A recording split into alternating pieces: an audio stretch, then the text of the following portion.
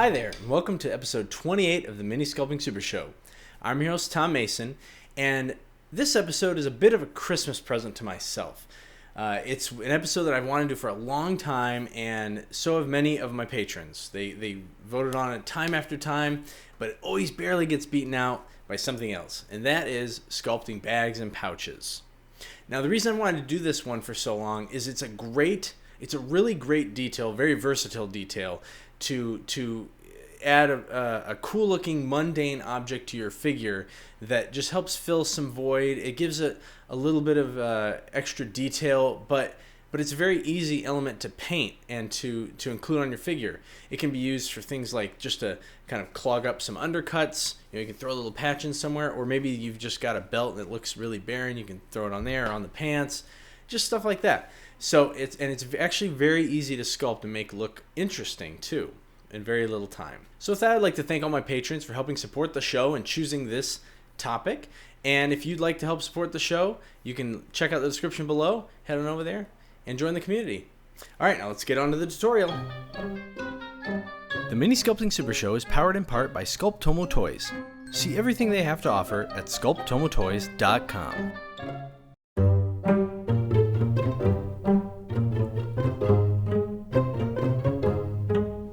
First thing I'm going to show you is how to sculpt a simple bag. In this part of the tutorial here, I'm using Procreate Putty. This is a two-part epoxy putty you mix up and it will self-cure. This is actually being put on a figure that I sculpted in FIMO but have already baked, and I wanted to add this extra little detail of a bag or a pouch. In this case it's a bag. So you mix up your putty, and I just put a little on my thumb, that's just where I place my putty to store it and everything, and pinch off a small little blob there and press it down where you want it to be. It can be really nice to add bags and pouches after a figure is totally finished in this way, because you can completely focus on that little piece of detail. And one of the biggest things I like to use pouches and bags for is a way to kind of fill in gaps. I'm not doing it quite as much here in this one, but in other cases you'll see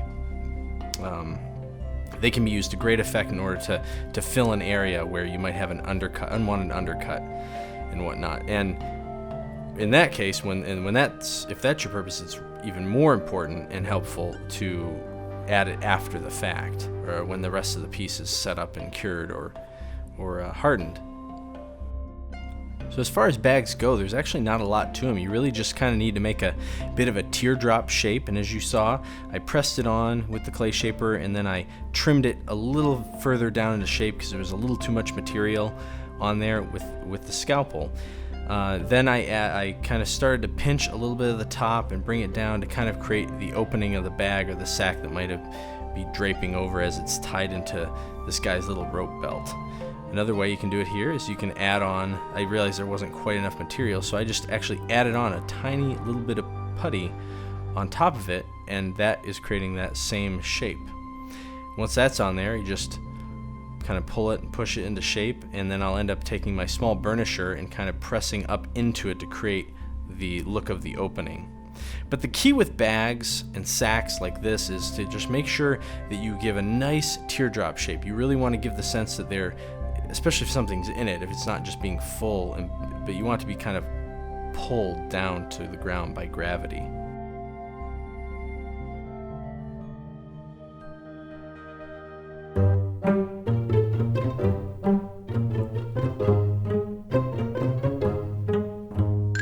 Pouches can be a little more technical than bags, so I wanted to do a kind of a close-up specific tutorial just showing you how to do a pouch. And for this, I'm just using straight up Procreate Putty. I just mixed it up, stuck it on my thumbnail. It's a great surface in my opinion to work on when you're doing little details. And I just kind of pushed it into a general shape, and then I trimmed it down with my scalpel. And I wanted this pouch to be kind of a very, think of a nice well-formed leather item like you'd see at a Ren Fair or whatever, where it's got the different panels going together. And so what you do is you just create that kind of rectangular shape, then you take your scalpel and you start to create the part of the bag that would, or the pouch that would kind of come over the lid. I don't know if there's a technical term for that, but you just kind of slice in there. It can be a little easier to do this part, slicing it on the front and then again on the sides to create this cover once the putty's set up for a little bit. So you might notice a bit of rounding going on with my pouch that I'm sculpting, and that's why I'm going back in and kind of reshaping, reforming with the clay shaper a little bit. It's always a good idea to do that especially when you're working with putty, but it's a little more necessary just because it's so soft right now. And then as you saw, I took my little burnisher and I kind of plucked it out just to kind of define the kind of hole where the lid was covering over it, but there's still some gap in space. And it helps give this sense of a little bit more of that the pouch is actually open and there's a void in there that can be filled, whether there's stuff in it or not. And with pouches, because they tend to be of a hardier material like leather, they tend not to show the weight of items in it quite as much as you would see with like a sack. But maybe if you were sculpting a backpack, you would use these techniques a little more so than you would with the bag, but you'd want to give it a little more of that weight and maybe bulging in certain parts because it might be made out of a softer material. Now here's the last little step that you can do with pouches. I just flattened out a little bit of putty on my thumb, trimmed out a little strip and placed it right on there, and then just cut in a little band to go over it, just kind of make it look like it had a little leather strap that kind of tucked in just to help hold it closed a little more. And that's just a real basic detail. You could add a button to it, all sorts of things just to add a little extra detail. But as you can see, this takes like just a few minutes. And the last bit of detail here, and you don't even have to do this on a pouch, but you can add little trim lines just to kind of show where the different panels and pieces of leather are that were maybe stitched together.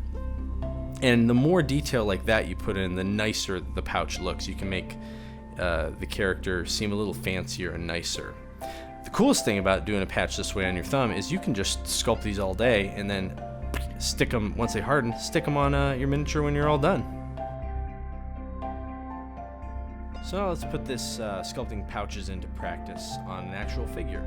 Now this time I'm using FIMO Professional, which is what I typically sculpt most of my miniatures in. But as you can see, I'm using very similar to the same technique that I was using when I sculpted it with putty, just to have by itself. And so here I'm just starting with the material on my thumb. I'm kind of cutting it down to shape, forming it up. Now a little bit of trick with this is that sometimes it can be tough to gauge if the piece is too small or too large. So you might have to trim off some a little bit later. But the more you do it, the easier it gets and the better your judgment is. So as you can see on this case, I am going to sculpt two pouches that are about the same size. And there's two ways. You can cut them off and make them just two separate pouches that you press onto the figure like I'm doing right now. There's one.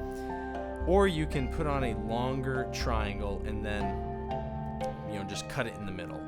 I think I tend to lean towards doing them individually. It can be a little faster to do it the other way, but sometimes it can be a little harder to define them. And as you saw there, I wanted to have a little bit more control over the shape of it. And if I had put on this big long band and just put a line in the middle or just off-centered, one of the pouches might have been a lot larger than I anticipated. So it just gives a little more control.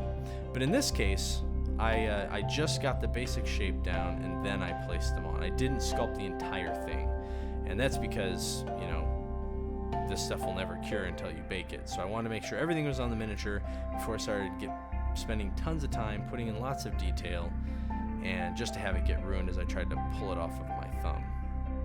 Now I mentioned this miniature was FIMO, and so I should point out that everything you see is completely uncured except for the gun, which I had sculpted separately. So again, when you're placing it on this way, even if you're doing it with putty and you might be placing a pouch on before the piece is fully cured, you just want to be very careful when you're adding a pouch or bag onto your miniature.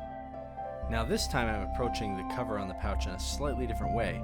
Rather than cutting in the kind of lid cover piece, I'm actually making a very, very flat, thin piece of FIMO and then adding it to it.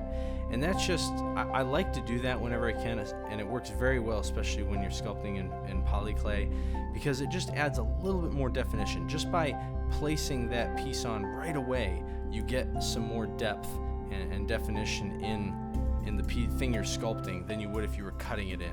You sometimes have to, fiddle with it a little more to make it look like what you're trying to sculpt. But when you actually just place the piece on, you can get a really quick and realistic look that you're going for. Well, thank you so much for watching another episode of the Mini Sculpting Super Show. I hope this has taught you kind of how to sculpt bags and pouches so you can add this great little extra detail to your miniatures and have a neat way to fill in those pesky undercuts without it looking like you just jammed a bunch of random putty or clay into the void. Leave a comment below and let me know if you've used pouches or bags, to help fill voids, or just to add that nice little detail to your miniatures. Maybe there's something else or a way that you've been using this element to apply to your miniatures that I haven't covered here. I'd love to hear about it. I hope you'll subscribe to the channel so you can continue to watch these videos and grow into the best sculptor you can be. If you want to be a pouch sculpting master, like the master of pouches himself, Rob Liefeld, well then remember, keep sculpting.